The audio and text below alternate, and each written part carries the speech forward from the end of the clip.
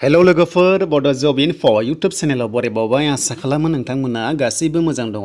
SSC निफ्राय गोदान साख्रिनि आपडेट फैदों दा भेकेन्सिया 3000 नि बारा दङ। दा बे अल इन्डिया जागोन दे लोगोफोर गासैबो हौवाफोर हिन्जावफोर एप्लाइ खालामनो हायो गासैबो स्टेटना एप्लाइ खालामनो हागोन। दा बिनि एप्लाइनि लास्ट डेटआ 25 अक्ट'बरसिम थागोन। नोंथांमोना जायफोर दाखालि एसएससि जुदि एप्लाइ खालामदोंमोन नोंथांमोनाबो एप्लाइ खालामनो हागोन। बिनिफ्राय नोंथांमोननि आइडियाव थांनानै लगइन खालामनानैनो डाइरेक्ट एप्लाइ खालामनो हायो नोंनि प्रफाइलाव थांनानै। स' बिनि बागै भिडिअ नांगौब्ला नोंथांमोना एप्लाइ खालामनाय प्रसेस थ' कमेन्ट सेक्सनाव येस होनबानो जाबाय नेक्स्टआव लाना फैनो नाजागोन। दा बेयाव सोर एप्लाइ खालामनो हायो होनोब्ला जायफोरा HSLC पास जाबाय HS ग्रेजुवेट नोंथांमोना गासैबो एप्लाइखौ खालामनो हागोन नायै पस्टआव। दा बिदिब्ला जों थांसै लोगोफोर गोबाव खालामला अफिसियेल वेबसाइटआव जाय नोंथांमोना चेनेलाव दासिमबो साबस्क्राइब खालामाखै खालामना लाबानो जाबाय। बड' जब इनफो इउटुब चेनेलाव नोंथांमोना आपडेट मोनबाय थानो साख्रिनि। दा बिदिब्ला जों थांसै लोगोफोर अफिसियेल वेबसाइटआव बेनिफ्राय जोङो डिटेल्सखौ नायनोसै।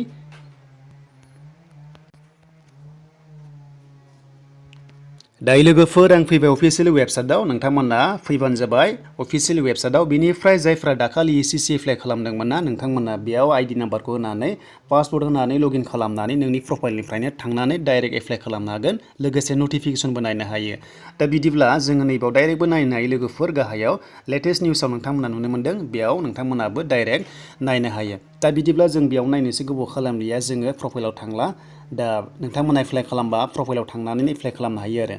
दा जों नायनोसै बेयाव फुल नटिफिकेसन। दा नोंथांमोना जायफोरा इन्टारेस्टेड दङ भिडिअखौ नायलांबाय था आरो नोंथांमोना गोदानै फैदोंब्ला चेनेलाव साबस्क्राइब खालामना लानो हागोन। बेनिफ्राय एसएससि जुदिया लोगोफोर एग्जामा बनिफ्राय स्टार्ट जागोन आरो नोंथांमोना अनलाइन एग्जाम होनांसिगोन। दा बे जाबाय लोगोफोर अफिसियेल फुल नटिफिकेसन बेयाव नाय लोगोफोर दा एप्लाइआ सोलिगासिनो दङ आरो बिनि लास्ट डेटआ 25 अक्ट'बर थागोन आरो एग्जामा जागोन होनना बुंदों जानुवारि फेब्रुवारियाव नोंथांमोना एग्जामखौ होनो हाहैगोन। दा एग्जामा अनलाइन जायो नोंथांमोना एसटिफ्रा फिस दाननाङा। दा बेयाव फेज 9 आव लोगोफोर गोबां टाइपनि पस्ट थायो आरो नोंथांमोना एप्लाइ खालामबा ssc.nhs.in आवनो एप्लाइ खालामनांगौ जायो। लोगोसे नोंथांमोना बेयावनो गासैबो एग्जाम सेन्टारखौ नोंथांमोना सेलेक्ट खालामना लानांगौ। दा बेनिफ्राय जोङो नटिफिकेसनखौ गासैबो फारि फारि नायजोब। दा बेयावथ' आं गासैबो डिटेल्सखौ होनो हाला गोबां नटिफिकेसन दङ गासै 113 पेजेस दङ जों गासैखौबो नायजोबनो हाया। दा लास्ट डेटआ 25 अक्ट'बरसिम थागोन आरो। दा बेयाव जायफोरा नोंथांमोना 10 पास जाबाय बायदि बायदि पस्टआव एप्लाइ खालामनो हागोन नायै जेराव बांसिन पस्ट दङ बेयाव एप्लाइ खालामबानो जाबाय। दा बिदिब्ला जों नायनोसै बेयाव माखासे नटिफिकेसन। दा जोङो गिबियाव नायग्रोनोसै बैसोखौ। दा जोंनि बैसोआ नर्मेला 18 निफ्राय 23 इयार्ससिम हायो नालाय स' एसटिफ्रा 5 इयार्स बारा मोनो कनसिडार। दा बेखौ लानानै 28 इयार्ससिम नोंथांमोना अनलाइन एप्लाइ खालामनो हागोन। जायफ्रा इलिजिबोल जाबाय एप्लाइ खालामदो सिम्पोल 10 पासआनो एप्लाइ खालामनो हागोन। दा जेबो पारसेन्ट नाङा थ' बेखौ आं खिथाबाय लोगोफोर। बेनिफ्राय नायदिनै माखासे बेयाव आरो ग्रुप सि दङ आरो बेयाव थ' बेयाव माखासे पस्ट लाइ पस्ट बायदिसिना माने बेयाव बैसो थानाय जायो आरो थ' नोंथांमोना बेखौ नायना लाबानो जाबाय। दा बे जोंनि नङा लोगोफोर जायफ्रा माने सार्भिस मावखानाय दङ बिथांमोननि थाखायसो थ' जोंनो बेखौ नांला जोंनि नर्मेल बैसोखौ नोंथांमोना मिथिखाबाय। दा बेनिफ्राय जोङो माखासे इम्परटेन्टखौल' नायनोसै। दायो जों फैबाय हाउ टु एप्लाइआव। दा एप्लाइ होनाय लोगो लोगो ssc.nhs.in आवनो एप्लाइ खालामनो हायो। दा बिनि लास्ट डेटआ 25 अक्ट'बरसिम। दा बिनि सायाव आं भिडिअ खालामगोन नोंथांमोननो एप्लाइ खालामनाय प्रसेसखौ। इजिसो जोबोर इजि नोंथांमोना जेबो डकुमेन्टस आपल'ड खालामनाङा फट' आरो साइनल' नांगौ जायो। थ' बेनिफ्राय दानिया 100 रुपिस थ' बेखौ जोंनो नाङा एसटिफ्रा जोंनि एसटिफ्रा पेमेन्टखौ दाननाङा लोगोफोर। दानिया एग्जामिनेसन सेन्टारखौ नोंथांमोना सेलेक्ट खालामनांगोन। जोंनि नर्थ इस्टनि थाखाय गोबां दङ थ' नोंथांमोना सेलेक्ट खालामना लाबानो जाबाय नर्थ इस्टखौ नायनानै। दा बेयाव जोङो नायै सेलेक्ट खालामनो हायो आरो थ' जायफोरा नोंथांमोना नै गुवाहाटि दङ बेनिफ्राय दङ शिलं थ' बेनिफ्राय आगरतला नर्थ इस्टआव थ' गोबां दङ जोङो गुवाहाटिखौ सेलेक्ट खालामना लादो। नोंथांमोना गुवाहाटिखौ नायनानै सेलेक्ट खालामनानै लाबानो जाबाय। दा जोङो आनजादनि टाइमखौ नायदो लोगोफोर। बेयाव सिलेबासा दङ। दा ABCD दङ नोंथांमोना बेयाव नुनो मोन्दों जिके दङ एवारनेस दङ इन्टेलिजेन्स दङ बिदि बायदिसिना इंलिसफोर दङ नोंथांमोना बेखौ नायना लाबानो जाबाय। गासै 25 कुइसन्स फैगोन बिनि गेजेराव मेक्सिमाम मार्क्सआ 50 गासै 200नि जायो। थ' बेनिफ्राय नेगेटिभ मार्किं दङ लोगोफोर बेनो जाबाय 0.50 थ' बे जाबाय मोननै जुदि रं जायोब्ला 1 मार्क दानाय जागोन। थ' बेनिफ्राय नोंथांमोना टाइमखौ नुबाय 60 मिनिट्स थ' बेयाव टाइम होनाय दङ। थ' बिदि नोंथांमोना नायना लादो गासैबो डिटेल्सखौ बेयावनो आरो नोंथांमोना स्क्रिनशट खालामना लानो हागोन नङाब्ला नोंथांमोना डाउनलड खालामनानै लानो हागोन।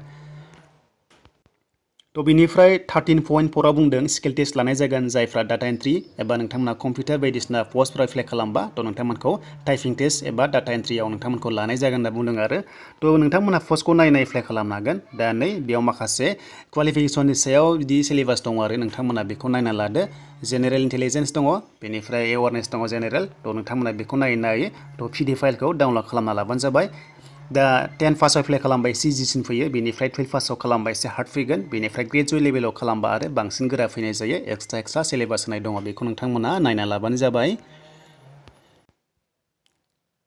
दानिया फैबाय जों लोगोफोर भेकेन्सिस आरो बैसोनि सायाव बेयाव बैसोआ डिफारेन्सेस दङ दा नोंथांमोना नायना ला दा जुनियर सिट एनालाइसिस बेबायदि गोबां टाइपनि पस्ट दङ बेनिफ्राय गोबां मेकानिकेल एकाउन्टेन्ट दङ हेड क्लार्क दङ दा नोंथांमोना क्लार्कआव एप्लाइ खालामनो हागोन जायफ्रा ग्रेजुवेट जादों नोंथांमोना क्लार्कआव एप्लाइ खालामनो हागोन बैसोआ 18 निफ्राय 30 इयार्स आरो कनसिडारा 5 इयार्स नालाय एसटिफ्रा स' 35 इयार्ससिम जाहैगोन बेनिफ्राय नोंथांमोना जायखिजाया पस्टफोराव नायना एप्लाइ खालाम एसटिफ्रा खायसे निल दङ बेनिफ्राय नोंथांमोना आनरिजार्भआवबो एप्लाइ खालामनो हायो आरो दा जेबो नङा नोंथांमोना नायना एप्लाइ खालामबानो जाबाय दा नोंथांमोना जायफोरा 10 पासनि अब्ला नोंथांमोना स्टाफ कार ड्राइभारावबो एप्लाइ खालामनो हागोन आरो 10 पास जानायफोरा थ' नोंथांमोना 10 पास जादोंब्ला दा बे ड्राइभार एप्लाइ खालामनांगोन नाथाय लाइसेन्स थानांगौ जायो बैसोआ 18 निफ्राय 25 इयार्स प्लास 5 इयार्स लायोब्ला 30 इयार्ससिम एप्लाइ खालामनो हागोन दा बिदिनो गोबां टाइपनि पस्ट दङ नोंथांमोना बेखौ नायना लादो गासैखौ बुङोब्ला गोलाव जागोन थ' बेनिफ्राय जोङो 17 नाम्बारखौ नायनो हायो लोगोफोर थ' नोंथांमोना MTS पस्टआव एप्लाइ खालामनो हायो दा MTSनि एग्जामाबो जाखासिगोन नाथाय बे एक्सट्रा दा नोंथांमोना बेयावबो एप्लाइ खालामनो हागोन आरो थ' बेयाव दङ आरो नोंथांमोना बेयाव माखासे जन दङ बे जनखौ नायै नोंथांमोना सेलेक्ट खालामना ला थ' बिदिब्ला जोङो नर्थ इस्टखौ नायनांगोन आरो थ' नोंथांमोना नर्थ इस्टनि थाखाय नायनांगोन नर्थ इस्टआव पस्ट दङना गैया बेखौ नायै नोंथांमोना एप्लाइ खालामबानो जाबाय दा बेयाव आं गासैबो डिटेल्सखौ होनो हाला गोबां दङ लोगोफोर नोंथांमोना माने भिडिअआ जोबोर गोलाव जायो नालाय आं जास्ट नोंथांमोना माखासे इम्परटेन्टखौ नोंथांमोना एक्सप्लेन खालामना होखाबाय नोंथांमोना जन लायै जन एप्लाइ खालामनो हागोन बेनिफ्राय पस्टखौ नायै नोंथांमोना एप्लाइखौ खालामबानो जाबाय दा बेनि एप्लाइ खालामनाय प्रसेसखौ नोंथांमोना दिन्थिगोन दा नोंथांमोना माखासे डिटेल्स नोंथांमोना होनांगोन आरो जेरै फट' सिगनेचार नोंथांमोना स्टेट बेफोरखौ सेलेक्ट खालामनानै अनलाइन एप्लाइखौ खालामनांगौ जायो दा भेकेन्सिसा बेनो अल इन्डिया नालाय थ' एसे खम जादों स्टेट वाइसआव आरो कास्ट वाइसआव खम जायो थ' नोंथांमोना मिथिखागौ दा बेनोमोन लोगोफोर SSCनि फेज 9नि माखासे नटिफिकेसन थ' नोंथांमोना मोजां मोनदोंबा लाइक कमेन्ट शेयार आरो गोदानै फैदोंबा चेनेलाव नोंथांमोना साबस्क्राइब खालामनानै